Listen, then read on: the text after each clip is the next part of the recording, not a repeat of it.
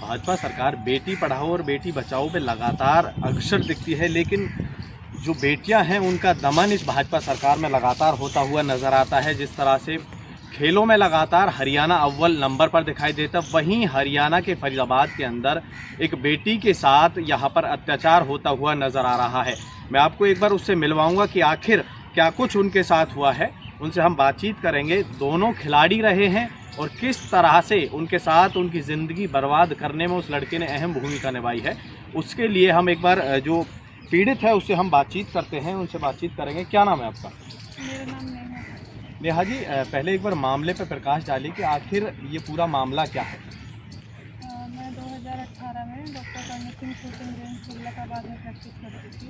वहाँ पे मेरी मुलाकात एक लड़के से हुई थी जिसका नाम भावेश शेखावत है, जो कि जयपुर का रहने वाला है। तो उसी दौरान मेरी उससे मुलाकात हुई थी। वहाँ धीरे धीरे हमारी दोस्ती हुई और उसके बाद हमारी बातें होती गई। 2021 में उसने मुझे बहला फुसला के किसी होटल में बुलाया और वहाँ मेरे साथ ज़बरदस्ती की। जब मैंने उसकी बात का विरोध किया तो उसने मुझे जान से मारने की धमकी दी और मेरी वीडियो, उसने कोई वीडियो बनाई होगी या फ़ोटो खींचे होंगे, वो वायरल करने की उसने मुझे धमकी दी थी, जिसकी वजह से उस टाइम पे मैंने कोई कंप्लेंट नहीं कराई थी। लगातार टॉर्चर करते रहने के बाद मैंने 7 दिसंबर 2023 में वुमेन NIT महिला थाना में अपना मुकदमा दर्ज कराया था, जो कि अभी सेक्टर 12 फरीदाबाद सेशन कोर्ट में लगातार चल रहा है। उसके बाद भी लड़के और लड़के के फादर ने मेरे परिवार वालों के साथ मिलके मेरे परिवार वालों को और मुझे शादी का वादा करके, शादी का झांसा देके मेरे परिवार वालों को अपनी साइड किया, फेवर में लिया और मुझसे झूठा स्टेटमेंट लिया और मुझे अपने फेवर में लिया। इसके बाद लड़के की रेगुलर बेल ले गए वो, और अब कोई कांटेक्ट नहीं है हमारा। जान से मारने की धमकी भी दी जा रही है। लड़के के फादर हमारे ही एरिया में आके 2-3 लोगों से मेरे ऊपर प्रेशर बनवा रहे हैं कि मैं ये मुकदमा वापस ले लूँ, वरना मेरे लिए ठीक नहीं होगा।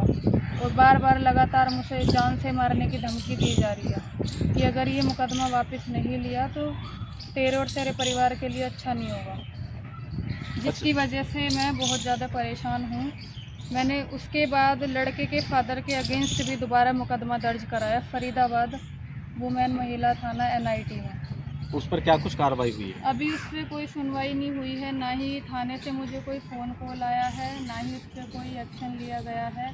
बार बार फ़ोन करके पूछती हूँ, इलेक्शन का बहाना देके उसको डिसमिस कर दिया जा रहा, डिनाई किया जा रहा है। अच्छा, लड़का जो है, जो आरोपी है, वो इस समय जमानत पे चल रहा है। Yes sir. तो पुलिस प्रशासन की तरफ से उस पर क्या कुछ कार्रवाई की गई थी शुरुआती दौर में जब आपने मुकदमा दर्ज कराया? कार्रवाई की गई थी, लेकिन इतना जल्दी नहीं, कार्रवाई की गई थी लेकिन पूरा 1 महीना पुलिस प्रशासन ने टाइम लगाया था। वो भी मैं कमिश्नर ऑफिस फरीदाबाद सेक्टर 21 में पेश हुई थी।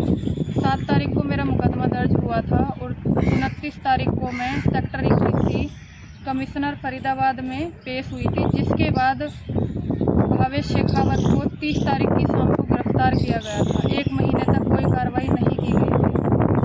अच्छा, जो आरोपी है वो सरकारी नौकरी भी कर रहा है, क्या उस पर कुछ असर पड़ा है और आपकी फेडरेशन ने कोई उस पर अभी तक कोई एक्शन लिया है, जिस तरह से अभी वो खेलों में सक्रिय नजर आ रहा है? नहीं, मुझे बताया गया था जब लड़का अरेस्ट हुआ था, भावेश शेखावत को जब गिरफ्तार किया गया था, तो पुलिस प्रशासन से पूछे जाने पे मुझे बताया गया कि हमने फॉरेस्ट डिपार्टमेंट जयपुर में भावेश के खिलाफ लीगल नोटिस भेजा है। मैंने डिपार्टमेंट में पता किया, उन्होंने बोला हमें कोई नोटिस नहीं आया है, ना ही हमें कोई नोटिस जारी किया गया है महिला थाना की तरफ से। उसके बाद मैंने फिर डिपार्टमेंट से डायरेक्ट बात की है। कोर्ट में चार्जशीट सबमिट हुई थी, वहाँ से मैंने एक फ़ोटो निकाल के, जो कि एक वन मैसेज होता है, फॉरेस्ट डिपार्टमेंट को भेजा गया था। वो मैंने अपनी तरफ से डिपार्टमेंट को भेजा। उसके बाद डिपार्टमेंट उसके अगेंस्ट कार्रवाई करने में लगा हुआ है, लेकिन वो भी मुझे कोई साफ जवाब नहीं दे रहे हैं। क्लियर शब्दों में उन्होंने भी मुझे कोई जवाब नहीं दिया है अभी तक। तो फरीदाबाद प्रशासन की तरह भी राजस्थान प्रशासन उसे बचाने में लगा हुआ है? जी, फरीदाबाद की तरह राजस्थान प्रशासन, उसका फॉरेस्ट डिपार्टमेंट उसको लगातार 2-3 महीने से कंटिन्यू उसको सपोर्ट कर रहा है और मेरे पूछे जाने पे मुझे कोई क्लियर आंसर नहीं दे रहे हैं। 12 दिन, 15 दिन, 20 दिन ये बोल के मुझसे टाइम लिया जा रहा है, लेकिन 12-15 दिन के बाद टाइम पूरा होने के बाद भी मुझे कोई जवाब नहीं आ रहा है फॉरेस्ट डिपार्टमेंट की तरफ से। बिल्कुल, देखिए जब इस तरह के अपराधी खेलों में सक्रिय होते तो कहीं ना कहीं एक लड़की की ज़िंदगी बर्बाद करने के बाद लगातार कहीं ना कहीं वो और भी ज़िंदगी बर्बाद कर सकता है। लेकिन इस समय जो अपराधी है वो खुलेआम घूमता हुआ नज़र आ रहा है और जो पीड़ित है वो दर दर की ठोकर खाती हुई नज़र आ रही है।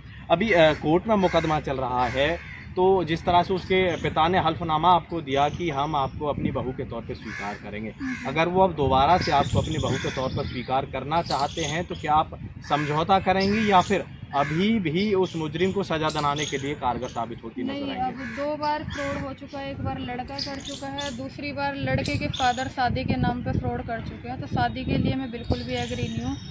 मेरी कानून से भी, कोर्ट से भी यही रिक्वेस्ट है कि लड़के को सज़ा दी जाए, सख्त से सख्त कानूनी सज़ा की जाए उसको। मेरी यही रिक्वेस्ट है। शादी के लिए मैं बिल्कुल भी एग्री नहीं हूँ। बिल्कुल, देखिए जिस तरह से ये अपराधी खुलेआम इस समय घूम रहा है, सबसे पहले कोर्ट अपना काम करेगा, लेकिन जो सरकारी नौकरी उसको खेल कोटे से मिली है उसको निरस्त किया जाए और फेडरेशन के द्वारा उसके खेलों पर प्रतिबंध लगना ज़रूरी है। ऐसी तमाम बड़ी खबरों के लिए बने रहिए हमारे साथ। नमस्कार।